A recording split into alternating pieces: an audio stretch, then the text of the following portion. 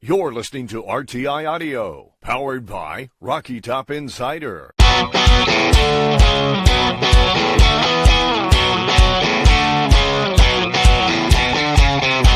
This is Pancakes and Bacon with VFL, Kyler Kervison, and Reed Bacon.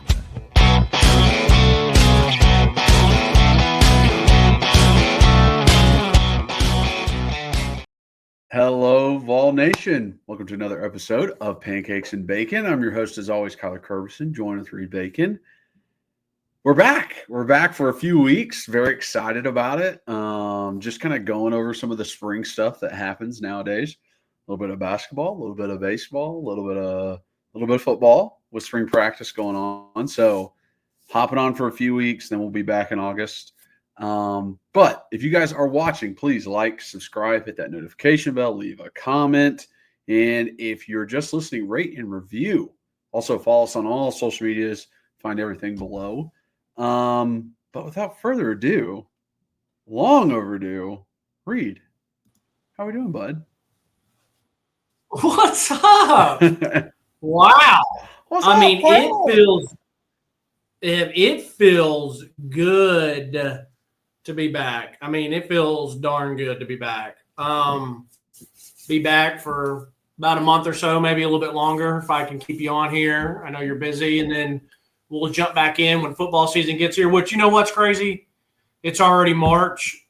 It feels like the football season just ended, and it'll be right back around very soon. Nope. So I mean, I've been doing really well since we spoke last. So bacon junk removal, a lot of answered prayers, a lot of great people. Had a couple really good jobs and some steady stuff for February. But hey, It's February, it's cold. You know, people still aren't wanting to do much, but it was like that end of February, start of March. I mean, things just started booming, and I've been super busy, and it's a major blessing. I absolutely love doing it. There's only one downfall, and the only downfall is my back. And it's like, it's not the junk removal that's hurt my back, but it's just like I just have back problems. And so you have to just be other than that, I absolutely love everything about it. And I love doing the actual work. I love meeting the people. And so it's been awesome. So if you guys ever need, reach out to us. But since then, man, just kind of like living, you know, just living, hanging out, doing the do. Doing the do. I guess I'm full swing basketball mode now. I mean, even baseball, I guess I enjoy baseball now. I mean, I went to a game with my dad, and Uncle Lou was in town, and Georgia and Megan and I went and watched. It was actually the game where we had the no-hitter. So we joked that we were going to tell everyone we stayed the whole time. We didn't. We left about the sixth inning.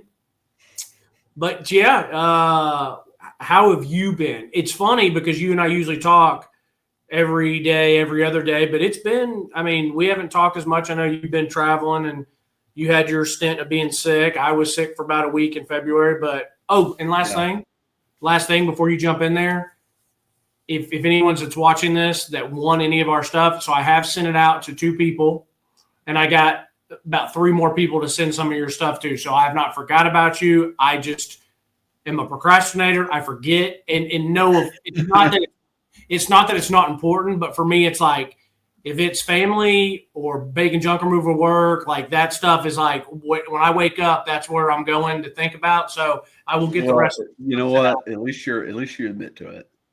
Yeah. At least you admit you're a procrastinator. You know what I mean? Yeah. When it's stuff like that, and I feel bad because it's like if I won something, I'd be excited for it too. But, you know, it's just one of those things. It's like you got to get the bag, you got to stuff it, you got to write the addresses. And the great dude, I can fart and you can smell it at the mill or at the post office. Post office. I mean, you know where I live. The post office is. I mean, I can throw a football to it, so I don't have any excuses there. It's just taking the time to go do it. I can throw a football over the mountains. What have you been up to, though? I mean, you hit some cool traveling. Cool traveling. Went up to Vermont, did a little skiing. Also dealing with some back problems. So Me and you, bud. Is it still Here we bothering you are. from skiing? Yeah, it started bothering me before I went on the ski trip, and so I pulled the pedal back on working out. It was just kind of like, all right, I need to do core exercises and stretching and like all that stuff. Mhm. And then did the ski trip, went a little too hard on the last day, and kind of made it worse. So then I've been like slowly getting back into it. I did a couple physical therapy appointments just to like remember all Yep. of those kind of workouts and like what I should be doing. Because I mean, that's it. This hurting your back at this age kind of lets you understand more of your mortality. You know what I mean? Like this can affect you later down the road. And it's like, I still want to be able to move when I'm older. Mhm. So I was just like, you know what? The last time you hurt your back, what'd you do? Physical therapy.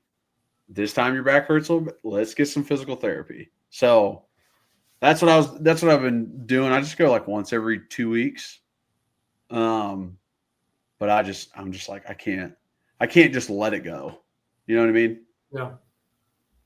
Yeah. So I'm been with working you. on that. Yeah. Besides that, we're doing well. We're doing well. Work pretty busy. It's picking up a little bit. It always does, like in the spring and summer. It's always a little faster. And doing well. Did some spring cleaning this weekend, it's tough. This is the first time I did spring cleaning in a house this big, and it was tough. Yeah. Hands I and can knees imagine. getting after it. Yeah, I can imagine. Yeah. On your physical therapy, because I literally start every workout, and I have for probably 3 or 4 years now, doing every day that I work out, it's core and back therapy, and then I go into my workout. I haven't been to physical therapy in a while, but has it been helping since you're going and like doing it? And I know you're doing it on your own too. Yeah, no. It's been helping. Doing those exercises, kind of understanding exactly where it is in my back, and then just being able to feel it. I also got like a brace from like Dick's too, just in case. Like, and I wear it when I'm like moving around a lot, stuff like that. But I won't wear it while I'm doing like my core exercises because I want to be able to like feel it. Yep. But no, it's been better. I'm starting to get more into doing exercises, working out, like doing some body weight stuff like that. So it's good. Have you swung a club this year yet? No, I have not. No, I I have haven't not. either. I haven't either. I'm getting antsy about it. I'm getting excited. I want to really bad. You know, I watch a ton of like YouTube golf. Mhm. I watch a ton of it. So just watching those guys and then playing, and then like watching Sawgrass, it's like, okay, we're getting into it. I can't wait for the Masters. It's going to be here in a couple weeks, and then it'll be green golf for me in about a month or so, if not a little bit longer. I haven't touched a club since I put them in my basement, and I haven't played since. So I probably put them down in my basement in December, and I haven't played since October. So I mean, I haven't touched clubs. I'm nervous. Like I don't know what it's going to feel like when I swing. And sometimes golf doesn't bother it. That's the weird thing about it is. You're right. I mean, it just depends, honestly, like exactly where it is, and like depending on like how your body swings too. But the physical therapist, just think about this.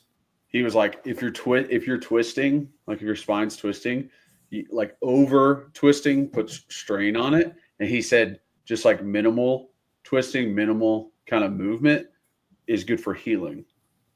So I've been like doing that as part of my exercises, just like minimal twisting in here range instead of like over extending it. But that's the thing. you're going to Yeah, overextend it. So you got to be. Yeah. Yeah, and that's the funny thing about that's the funny thing about backs, man. It's like I can go play 18 holes of golf and it's fine, and then I sneeze getting out of the shower incorrectly, and my back goes out for a week. I mean, it's nuts, bro. It's nuts. It's so weird. Anyways, I hope everyone has been doing well. I know that like I said, I'm fired up to be back. Before I jump into it, how has it been for you with the basketball? Do you feel like you're in it now and you're excited? Did it start a couple of weeks ago? Kind of where were you with the basketball fandom and all that?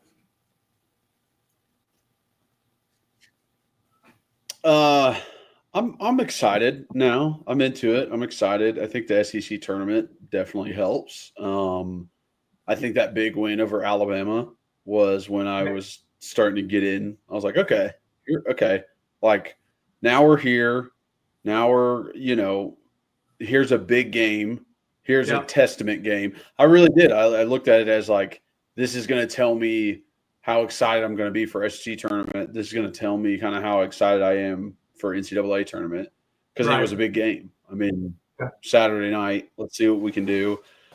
And that was too scary, honestly. I didn't, I thought there was a lot of stuff that it just seemed like bad decisions were happening. And the Auburn game, we won't get into games yet, but yeah. I think Alabama was the game where I was like, okay. Back into it. And that's fair. You picked a good one to watch. I mean, the Meshack shot. I mean, I'll remember that forever. I mean, Meg and I were sitting on the couch watching, and I went to a game early this year. Went to the Illinois game. It was a good, fun game. And then Megan and I, we actually showed Tyler's. The Dushels, Tyler's in-laws weren't able to use their tickets. They reached out and they're like, "Hey, do you want our seats?" I was like, "Yeah." And they're like, "You want all four?" And I was like, "Yeah." And they're like, "Okay." And it was for the Florida game. And I was like, wow, it's like one of the biggest games of the year. Like, thanks. Like, they can't make it. We'll absolutely use them. And, Florida had beat our ass down there. So this was kind of like the get back revenge game. And it was funny because Megan and I, we wanted to go, but we wanted to take people. And we were like, let's take our moms.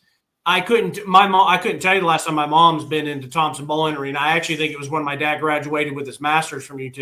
I have no idea when Lisa, my mother-in-law, Mama Flo, was at Thompson Bowling Arena last.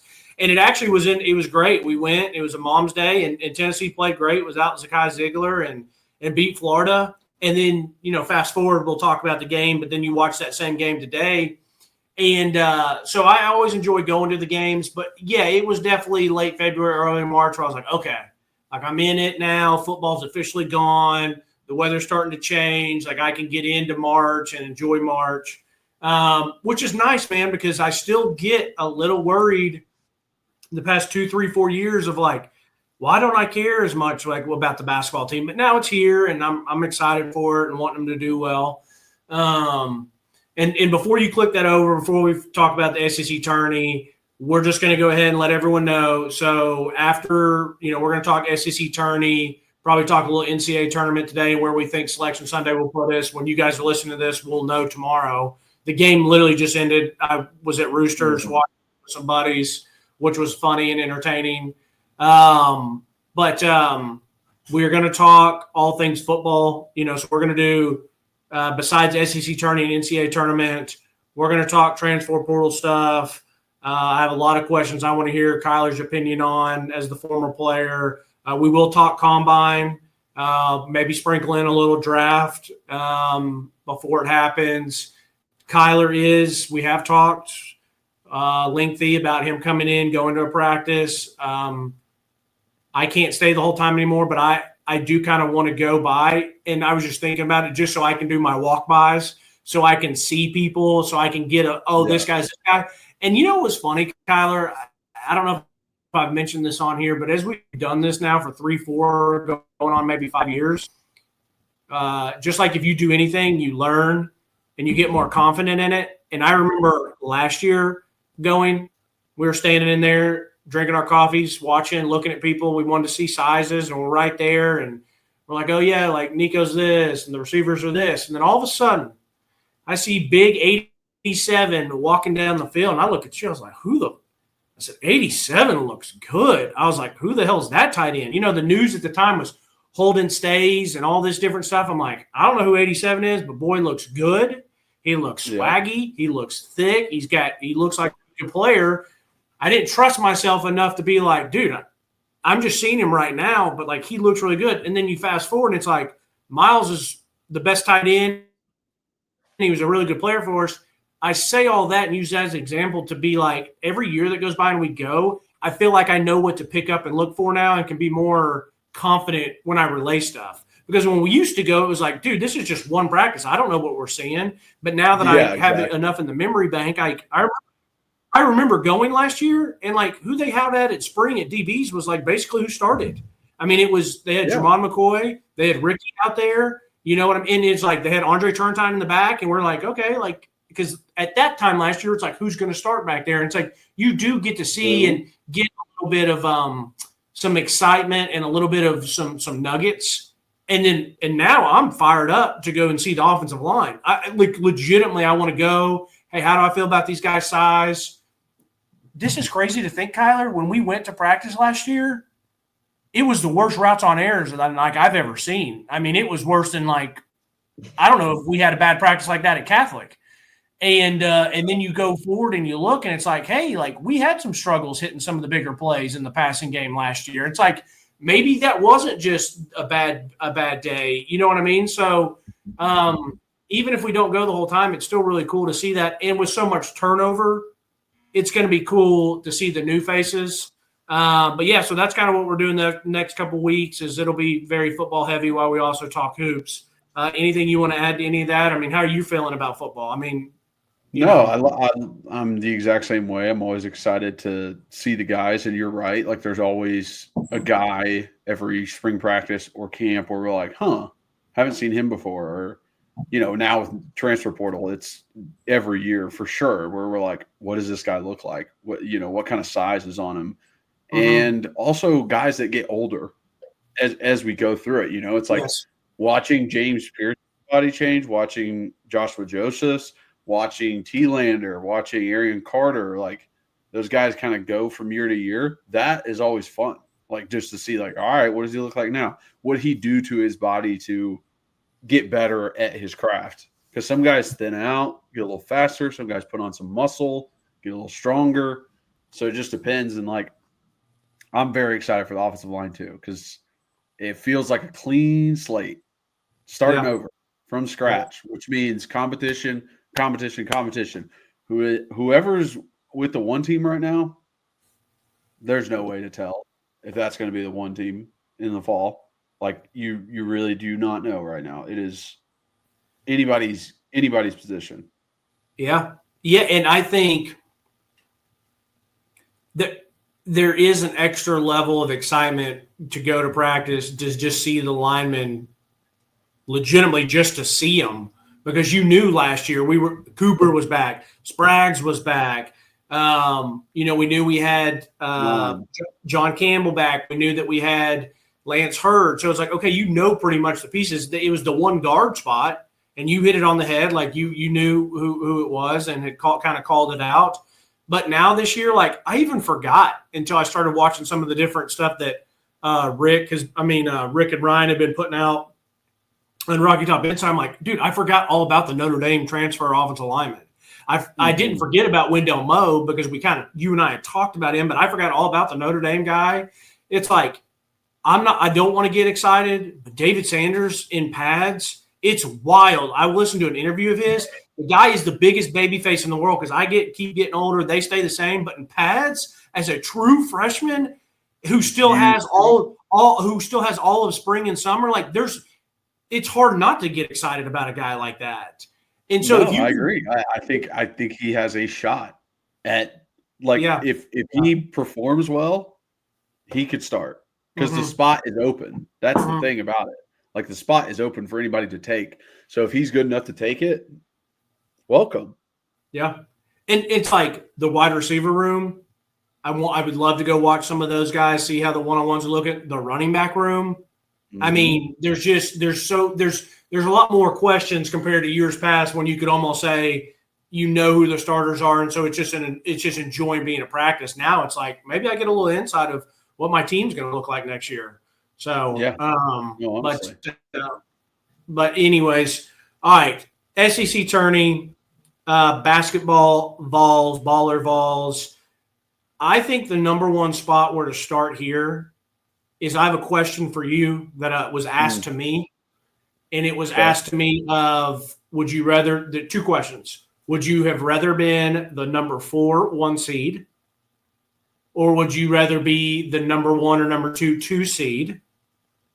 And then the other question is, I was asked this before the SEC tournament, and it was, would you rather go and make it to the SEC tournament final or maybe lose round 1 or round 2 so that you're more fresh going into the big dance? And there are some numbers and statistics that say, hey, if you win the SEC championship, you don't make it past the Elite Eight or whatever else. Those are the two questions that were asked to me, and I will answer those after I hear your answers. So the first one, I think it is dependent by year when you say, would you rather be the top number 2 or the bottom number 1? But if I'm the bottom number 1, I think whoever's at number 2 is a really tough team. Like whoever is left over is a really tough team.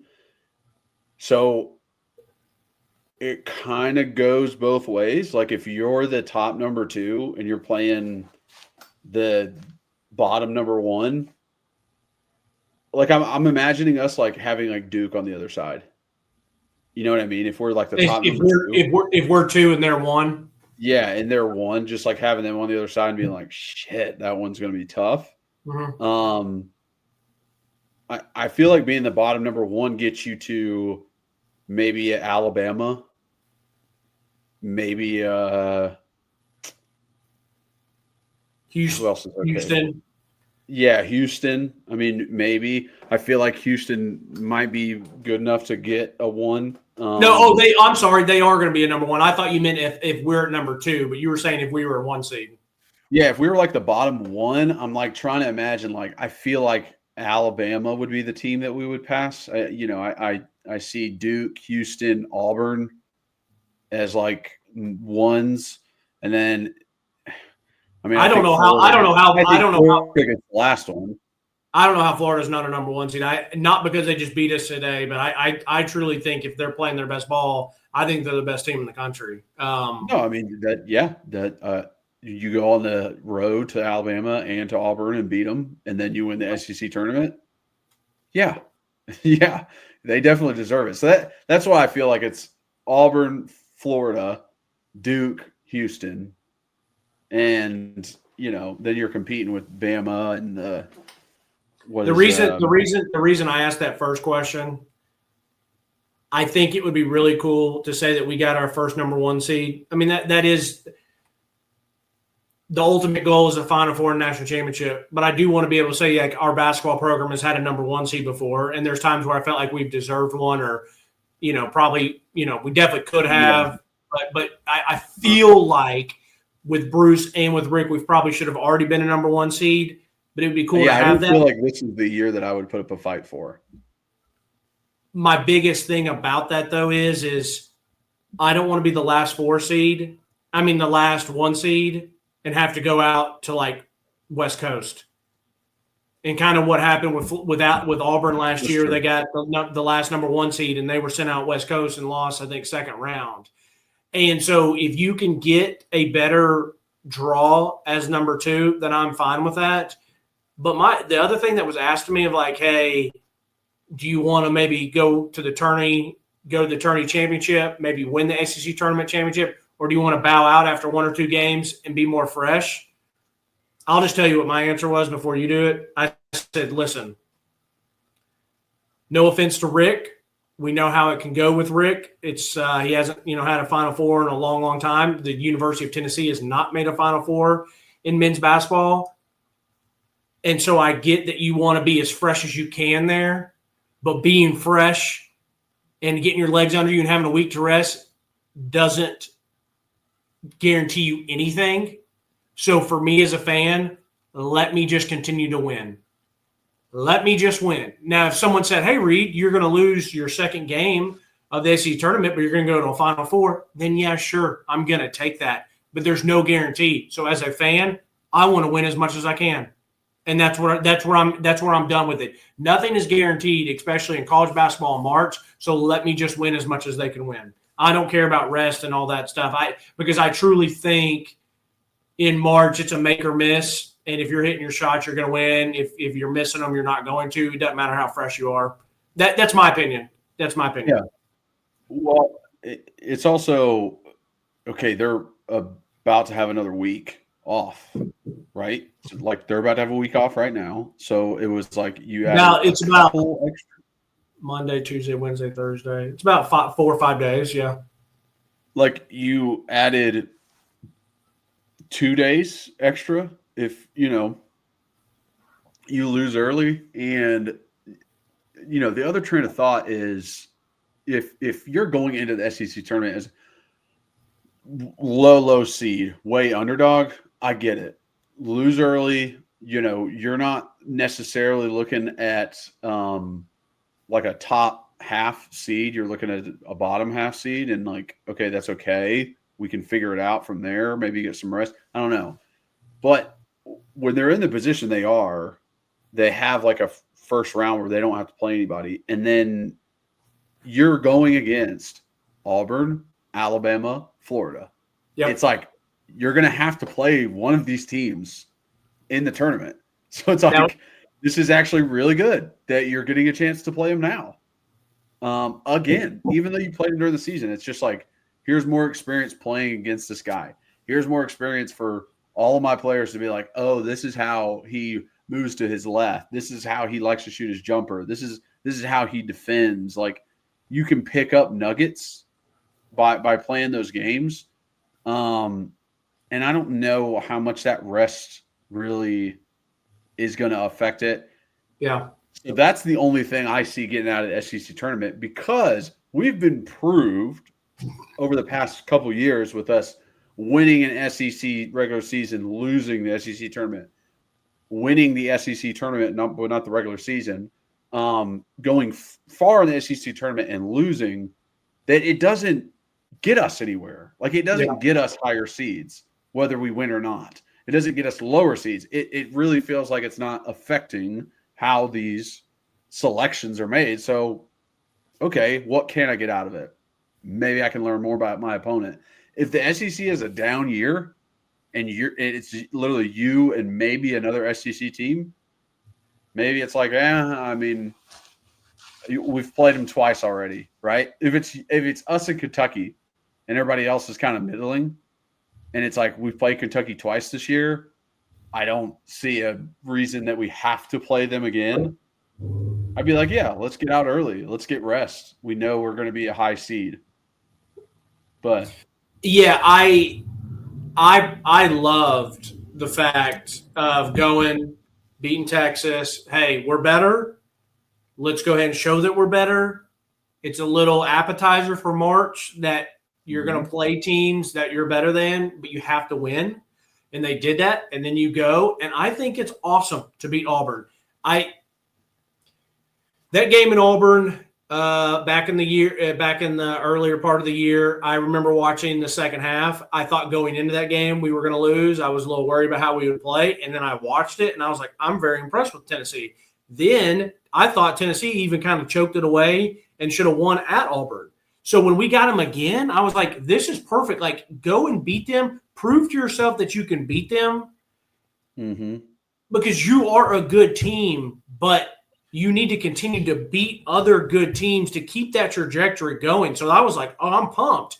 We beat them. Now we're in the championship. Like, let's go. Hey, Florida beat our ass once. We beat their ass once. Let's go see how we play them in the neutral site. Yeah. You know what I mean? So I liked it. I like getting those wins under your belt. I don't like, in a way, Kyler, in a way, it's kind of the loser mentality, in my opinion. It's like, yeah, I mean, it's giving up. It doesn't matter. Yeah, exactly. It doesn't matter if we win or lose, and we can tell ourselves fans like, oh, it's okay, we lost because now we get more rest. It's like as I've gotten older, I can hear arguments for that stuff. It's like, dude, I'm gonna go win, I'm gonna go compete, and like the rest. And this isn't football, man. This isn't football. And I'm not even saying I agree with it in football. The whole rest your starters or play your starters or anything like that. Like I hear the argument in football. In basketball, these dudes are like 22, 23 years old. I can play basketball every day, all day at that age and love it. It's like, go play, go try to be playing your best hoops, work some stuff out if you need to, and go prove to yourself that you can close these out because Alabama, Florida, Auburn, Tennessee, I told you this today on the phone. I think all of those teams could just play each other a bunch, and I think it's just going to rotate who wins, who loses, who wins, who loses because they're all good. It's just going to come down to the last 2 minutes, who makes the shot, who doesn't turn it over, whatever else. So I don't like. You even gave them some extra years. I mean, these guys are some are 19, 20. Yeah, facts. Yeah. So I mean, I could play every day. That'd be freaking incredible. I don't disagree. The only other thing that someone's asked me about, and I'll kind of jump into the games quickly, and I still stand by this. What's a successful year for the basketball team? And Kyler, my opinion doesn't change how it's been past 4, 5, 6, 7 years with Rick, Admiral and Grant teams. Then you had, Dalton Connect last year. Now you got this team this year. And I still stand by it. If Rick Barnes is going to have a team that's ranked number 1 for a while, ranked in the top 5 for a while, ranked in the top 8 for a while, it's nothing short of Elite 8 for me is a failing season. I think 8 is the minimum. Elite 8 is the minimum. And then if you make the Final 4, then I'm going to be really excited and fired up. And that's where I'm standing on it, and that's where I'm going. I had someone ask me, hey, if we make it to the Sweet 16, like, how are you going to feel? I'm like, the Sweet 16, since Rick's been here these last couple of years, like, is a failure to me. You don't go the regular season having these big wins and being top 1 or ranked number 1 for a while, top 5 for a while, and top 10 for a while, and not finishing Elite 8, and I'm standing by that. So for me, going into this year, I don't care to set your own expectations. You got to give me why would Tennessee basketball be anything else than an Elite 8 program every year with Rick? How good we've been in the regular season. Why would we change what we think going into the postseason? They should be 8 or better. And we should have already had 1 or 2 Final Fours to solidify this stuff. So I don't know about you. That's my thoughts. What's your thoughts on like going into this tournament? Like, where are you going to be happy? No, I'm with you. Okay. When we're in the Elite 8, I would be happy. If we lose in the Sweet 16, I would be pissed. Yeah. I mean, that's just what it is. We've been doing that. We've already done that. I don't want to see that again. Yeah. And I think Kyler, with a bunch of different versions too. Yeah, and I think good point. And I just think at some point you have to hold them accountable to be like, dude, if you're going to be ranked like this over the past 5, 6, 7, 8, 9 years, you got to get one. You got to get one Final Four to solidify it, in my opinion. And so we got our Elite 8 last year with Dalton Connect. I do think last year would have been our Final Four year if we hadn't run into Zach Edey. I mean, that was brutal. We were not going to beat UConn, but at least maybe we could have gotten to the Final Four and had that chance. But this year it should be Elite 8 or bust for me. And that's just my opinion on it. For this team, for me, real quick on this team, Jordan Gainey had a great game today. We all know that Chaz Lanier is our best. Zakai Ziegler's, I don't know if he's our best player. I guess Zakai's our most important player. Maybe our best player. Chaz is our best offensive threat. He's our guy that can really heat up. He didn't play very well today. Chaz didn't, but Gainey stepped up and balled out. I didn't really have a super high hopes for Igor going into this year. I was like, we'll just see what it's like. I thought he'd be a little bit better shooter. I know he's hit some threes. I'm going to be honest with you people. I don't think I've ever seen Igor hit a 3 while I'm watching the game. Now, that could mean I'm watching the game and I look down at my phone and I hear Igor hit a 3. But when my eyes are on the screen, I don't think I've seen him hit one. And then Dubar coming into this year, like I thought that he had a decent little tournament. Not that he put up big time numbers, but in certain spots, I thought he had 2 big drives yesterday. Today, I felt like he tried to do that too. But a guy who's, I think, averaging or scoring, 20 and 18 and 15 and 25 a game at Hofstra to come here and not really be a factor offensively, that surprised me a lot. It's kind of like Tyree. It's kind of like Tyree Key from a few years ago. Me and you were breaking down. We're like, a Tyree Key guy coming from Indiana State can fill it up 30-point games. We're like, holy crap, this is awesome. And then it didn't really pan out. So, defense is a little bit different in the big times. Yeah, and true.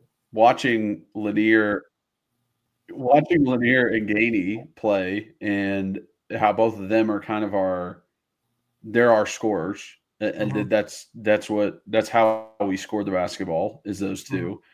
It kind of made me come up with this question, like, on a team that's defensive heavy, that has a couple guys that are Swiss Army knives, that try really hard, that have been on the team for a while. Would you rather have the one extra guy who can score like crazy, score buckets, but is not that great on defense? Or would you rather have the 2 guys who can give you, but they're not the elite scorers, but they can 20s. Yeah. They're more consistent in the teens. They, on a great night, they would score in the 30. Your other guy, your one, he's scoring he's having multiple games in the 30s. And you look at it and you're like, okay, would I rather have last year's Tennessee team or this year's Tennessee team? Because some part of me leans towards the 2 guys over the one, but I felt better last year kind of going into it than this year. So I hear you. I think those are great points. I just think I think it's tough because Dalton was elite as elite gets. I mean, he's a top 2, top 3 player in the entire country last year. And so even though Chaz has potential to be really good, he's just not Dalton Connect. And so I think we felt better last year because even if the whole team just didn't show up last year, you were going to have a chance because Dalton was that special.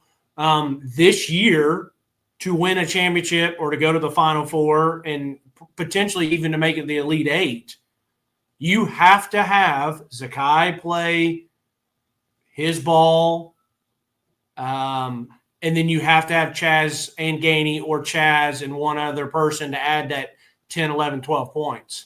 So you're kind of sitting here saying, well, last year I only needed to count on one guy to have a good game. Now you got to count on like 2.5. So, I guess that's true, but it's also the flip side of that coin is like, can the guy that I have to depend on do it over and over and over again? If it's Dalton Connect, he can.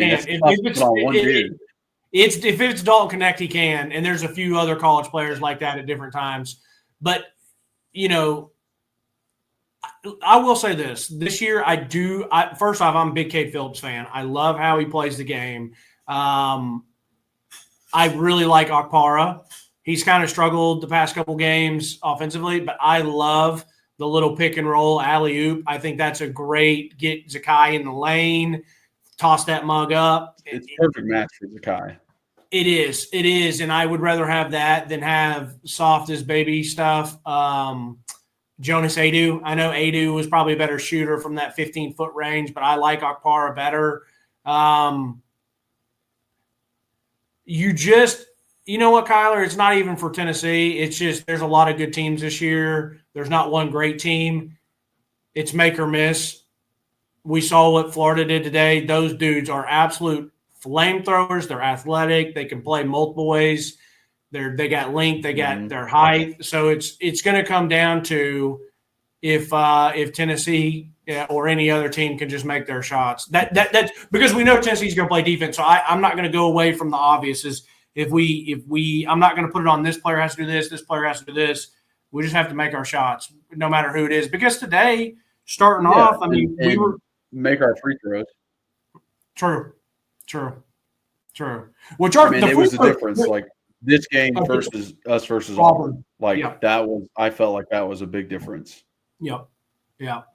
I completely agree. So defense is going to travel. It's just if we go cold or we don't have to shoot the lights out, but I mean, they got to play well. And it can be tough for Tennessee sometimes. Like today you saw it with Florida start dropping some of these threes and we're answering which is beautiful. I love watching it with that Chaz Lanier 15-footer, that Jordan Gainey 15-footer. Like those are beautiful shots and execution, but you can't trade a ton of those for the three ball. It's March. So I think what makes March special is the reason it's really hard to talk about because there's not really an X's and O's that you can break down to say this team does this team does this, because if you just show up one day and the other team's making everything, it's really hard to win. It's madness. It is madness. It is madness. Let me ask you this. What's a thing, because I feel like we always have this with a Tennessee team, that you kind of look at is something that you're just like, what's going on here? What are we doing? And I wonder if you have something that you see out in the court where you're like, what's going on? Like, why are we doing that? Whether it be a lineup or whether it be like a certain player doing something in his game. Mine is Meshack standing at the 3-point line. Why are you even out there, dude?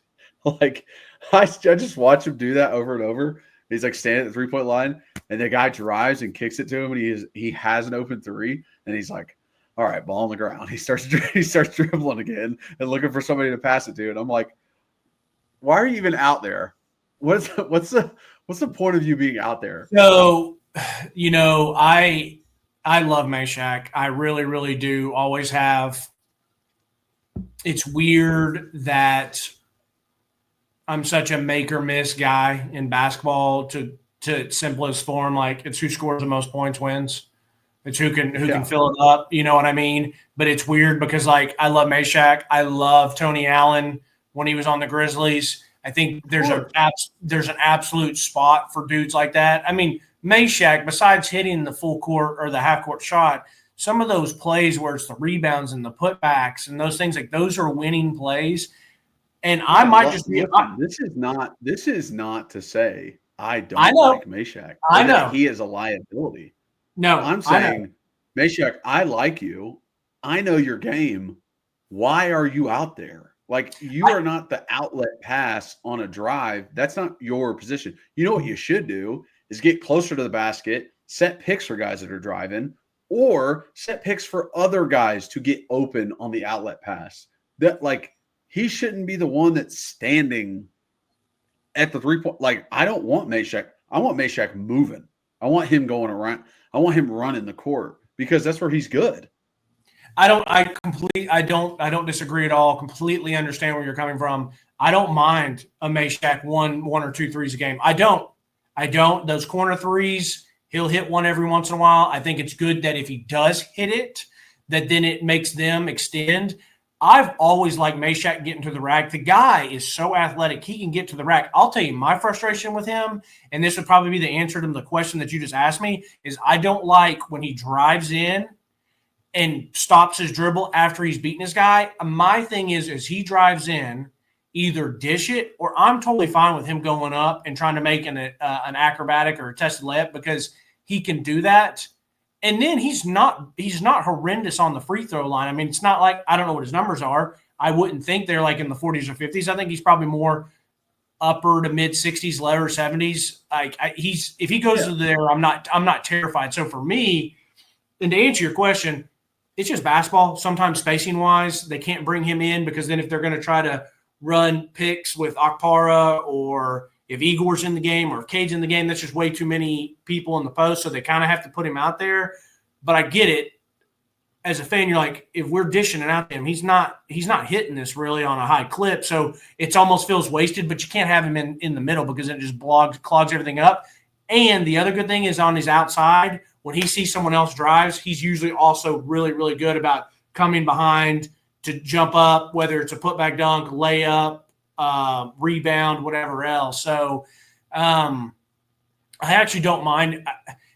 I felt like last year or even 2 years ago where he had to play point when Zakai went out, I thought a point was a pretty good spot for him. But with basketball and how they play it now, your point guard has to be able to score compared to the old school.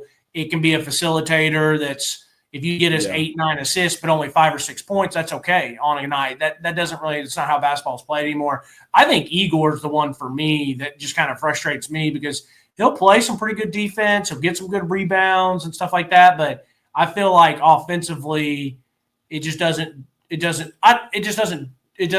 it for me. I'll tell you the number one thing, and I'll wrap it up at this. Sometimes I feel like our team's a little too unselfish. In basketball, if you've beat your guy and you've gotten to the rack, go ahead and finish.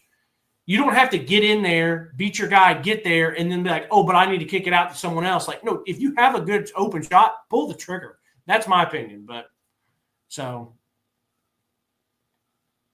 And you're more likely to get the guy coming off of another dude to try and block or try and contest to foul you than the guy you just like. Yes, he's coming over fast. He's not really able to go straight up. Like he's going to foul you. Great. Let's get to the free throw line. Great. Let's get to the bonus. Like which was the bonus. The bonus was huge against Auburn for us. Getting in the bonus early. Huge. I mean, I felt like we were in the bonus in like 5 or 6, 7 minutes to go yesterday. So,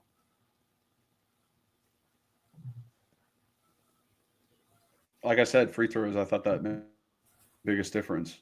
Huge difference against Auburn. Huge. Because when Florida got up by so much, it did feel deflating that you couldn't. Or our offense isn't that kind of offense to really get all those points back. But it's like if they were knocking down all their free throws, it wouldn't have seemed that far away. It would have seemed a lot closer. It would have seemed easy 2-possession game and not, into the teens at certain points.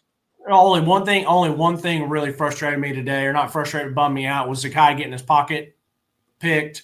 And then when he had the turnover – when the big guy came over and was putting his back on him and Zakai was like trying to back him down and ended up falling. That was the only thing. I'm hard on my senior guards, especially a guy as good as Zakai, but that's not fair because no one's perfect, so he's allowed to make mistakes. But I guess I just have so much high respect for Zakai. I just don't think anyone should pick his pocket. But yeah, I'm excited. We'll see what we get. We just want to jump on here, kind of get the ball rolling, and then next couple weeks will be we'll talk NCAA tournament, but it's going to be football heavy, and we're going to go after and do some stuff like that.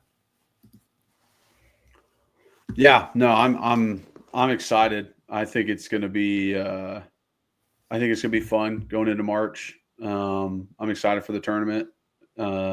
Maybe getting in to Knoxville, seeing a practice, playing some golf. Would love that. Would love it. But yeah, very, very excited. All right, brother. Be good. Talk to you soon.